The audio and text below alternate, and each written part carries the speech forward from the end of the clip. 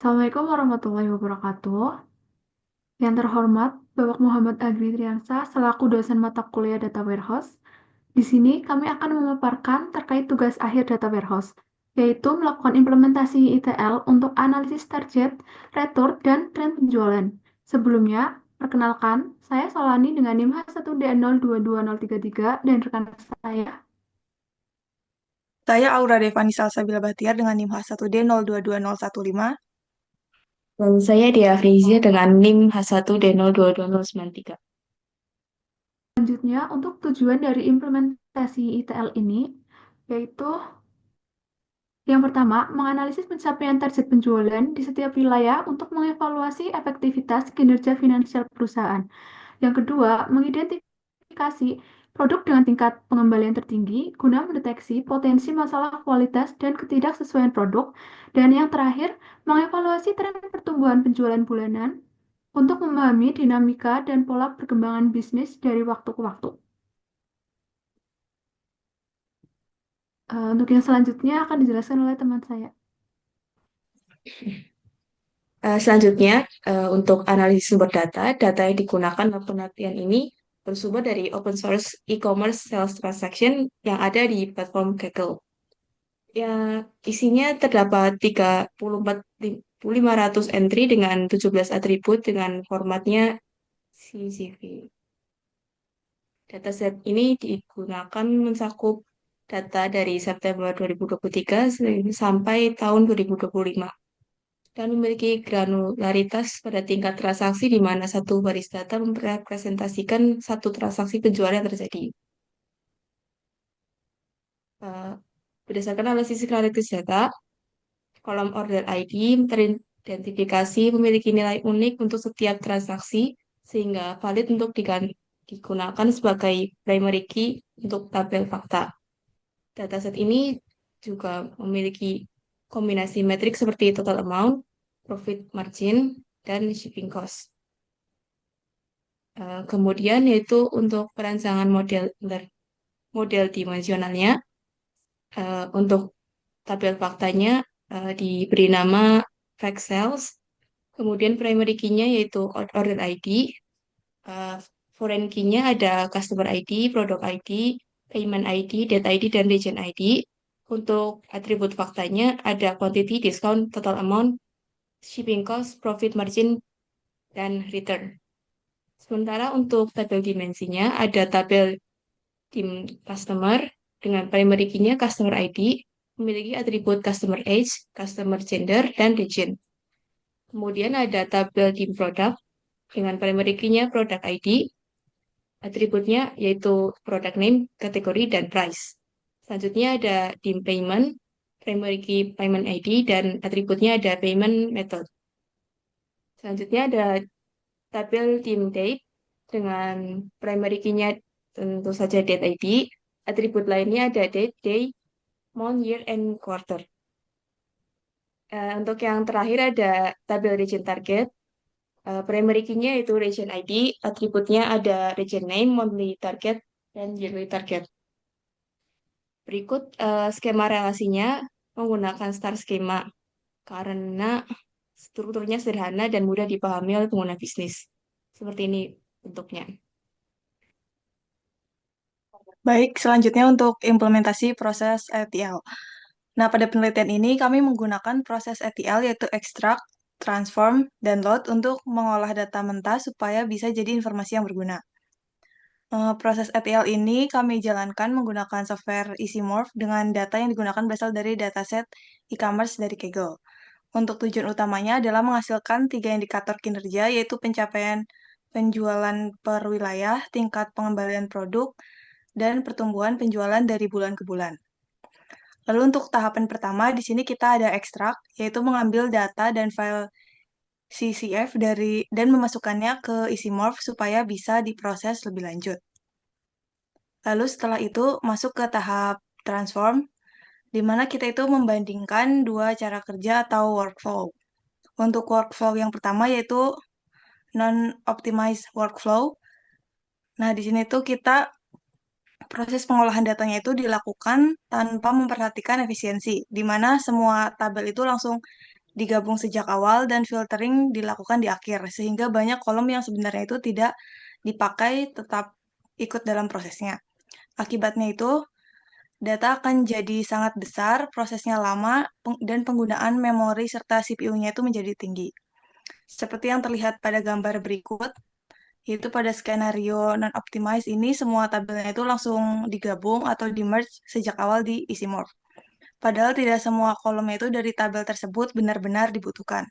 Sehingga akibatnya adalah banyak data yang sebenarnya tidak terpakai tetap ikut diproses sehingga ukuran data menjadi lebih besar dan proses pengolahan menjadi kurang efisien.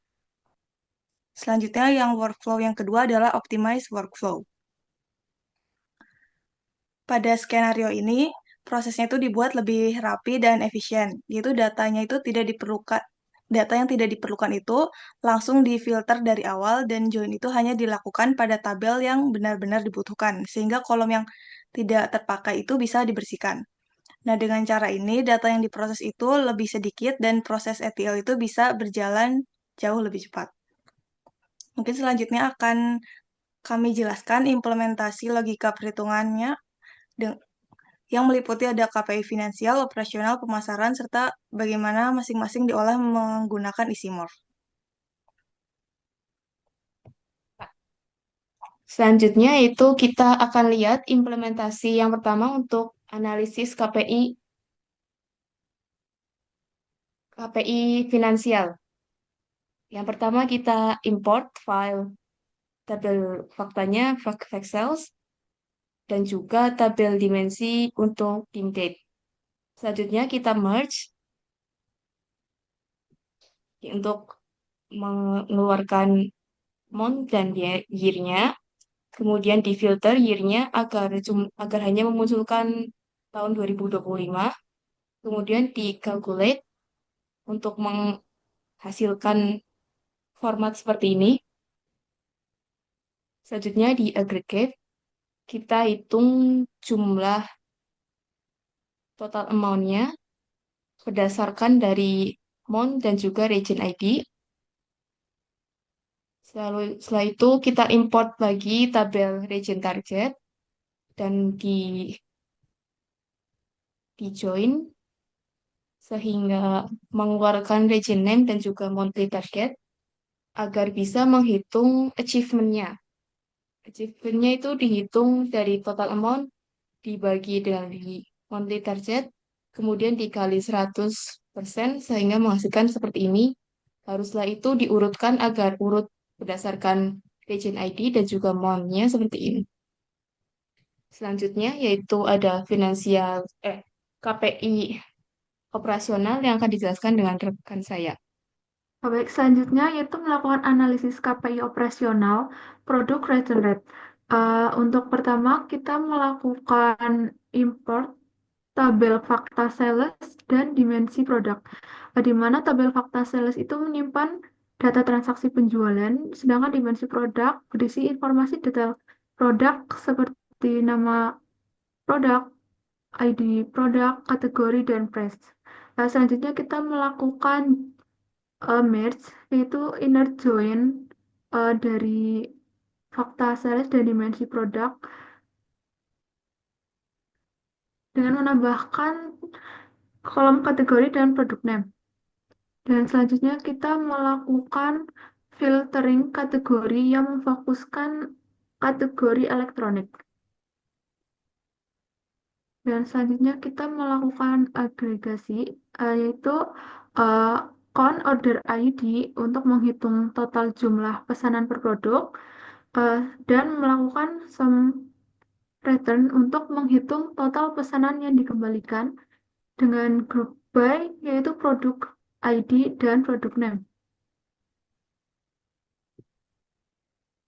Selanjutnya yaitu melakukan calculate new column, yaitu kolom return rate dengan rumus return dibagi order ID dan dikali dengan 100%. Untuk hasil dari perhitungan bisa dilihat di kolom return rate, dan kita melakukan sort secara descending pada kolom return rate.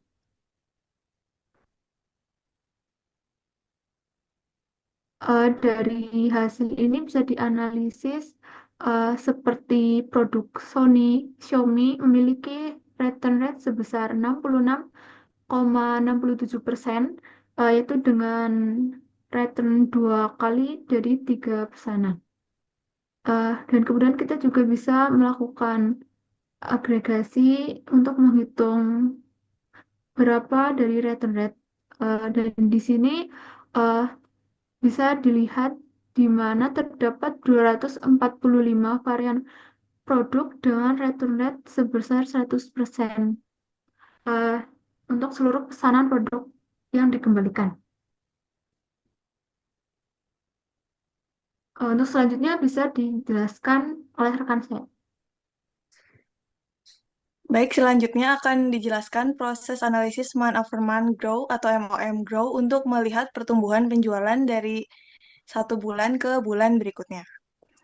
Pertama, saya akan mengimpor tabel fact sales, yaitu tabel yang berisi data transaksi penjualan, dan tabel DIMDAT, yaitu tabel dimensi yang menyimpan informasi waktu. Kemudian, saya akan menghubungkan kolom date ID pada tabel DIMDAT dengan action merge another table.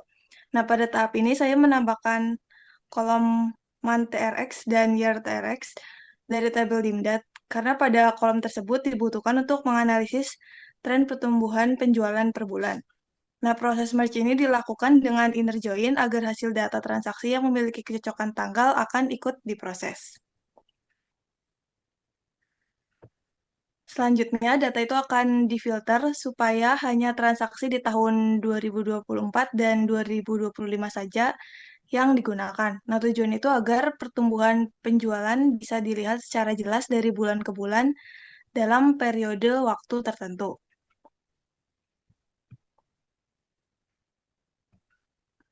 Selanjutnya, saya akan menggunakan action calculate new column untuk membuat kolom baru bernama month key. Nah, kolom ini tuh dibuat dengan menggabungkan tahun,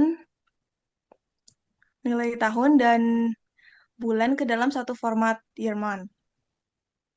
Nah, tujuannya itu agar data penjualan itu bisa dikelompokkan dan diurutkan berdasarkan periode bulanan saat dianalisis tren pertumbuhannya.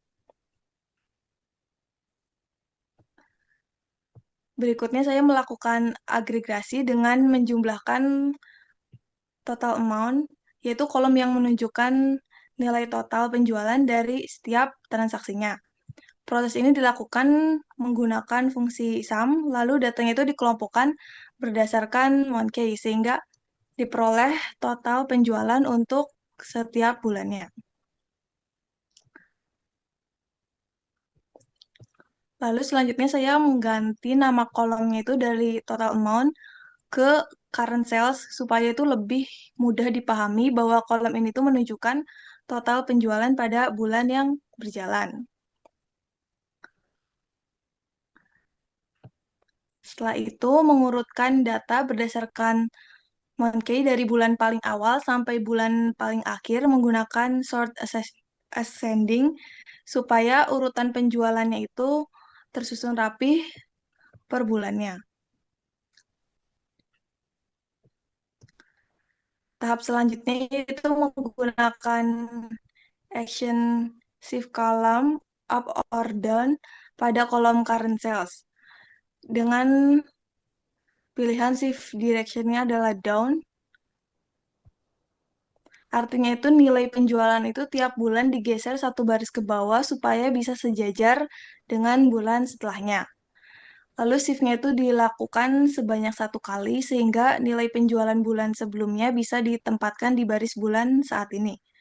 Dari proses ini terbentuk kolom baru bernama Prevman Sales yang menunjukkan penjualan pada bulan sebelumnya. Pada bulan 1 tahun 2024, untuk nilai Prevman Sales-nya masih kosong. Hal ini karena tidak ada data penjualan pada bulan sebelumnya yang bisa dijadikan pembanding. Mengingat datanya itu sudah difilter di awal mulai dari tahun 2024 saja.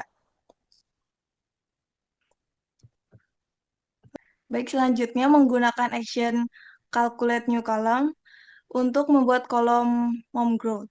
Rumus ini tuh digunakan untuk menghitung persentasi perubahan penjualan dengan cara membandingkan nilai penjualan sekarang dengan penjualan bulan sebelumnya. Hasilnya ditampilkan dalam bentuk persentase dan dibulatkan sampai 2 angka desimal agar lebih mudah dibaca. Sama seperti sebelumnya untuk bulan 1 tahun 2024, hasilnya muncul division by zero. Karena pada bulan tersebut itu belum ada data penjualan bulan sebelumnya yang bisa dijadikan pembanding, sehingga proses perhitungan itu tidak dapat dilakukan. Lalu yang tahap terakhir yaitu menggunakan action clean up pada kolom mom growth-nya untuk menghapus nilai error. Di sini saya memilih untuk remove error. Langkah ini dilakukan agar baris yang tidak memiliki data pembanding seperti pada bulan pertama tidak ikut ditampilkan dan hasil analisisnya itu menjadi lebih rapi. Hasilnya nilai homegrown yang dihasilkan menunjukkan penjualan mengalami kenaikan atau penurunan dari 1 bulan ke bulan berikutnya.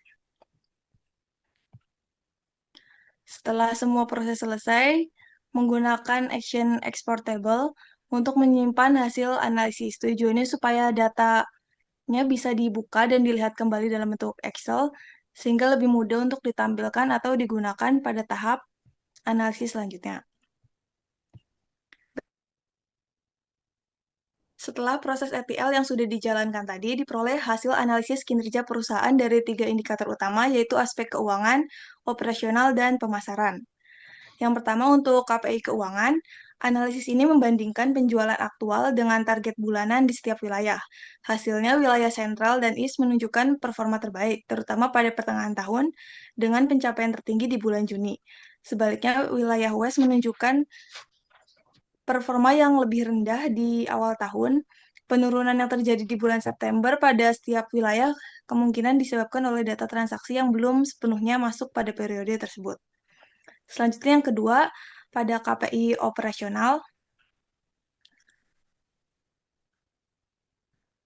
analisis difokuskan pada tingkat retur produk kategori elektronik. Hasilnya menunjukkan masih banyak produk dengan tingkat retur yang tinggi. Bahkan beberapa itu mencapai 100%. Seperti produk Sony dan Xiaomi juga memiliki tingkat retur yang cukup besar.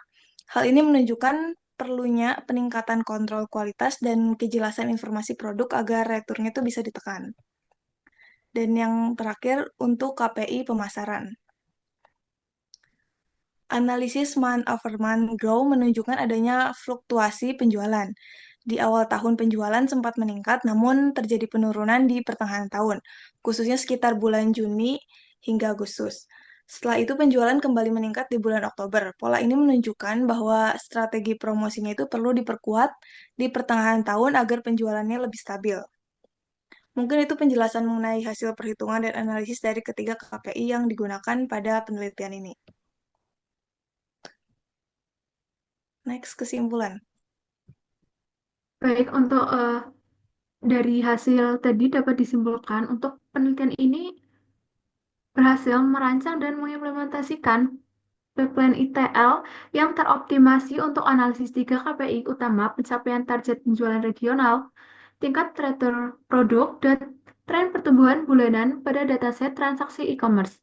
Hasil analisis menunjukkan bahwa wilayah sentral dan memiliki performa penjualan yang kuat di pertengahan tahun, sementara wilayah West memerlukan perhatian strategis lebih pada aspek operasional. Ditemukan tingginya tingkat retur pada produk elektronik yang mengindikasikan perlunya audit kualitas dan perbaikan deskripsi produk.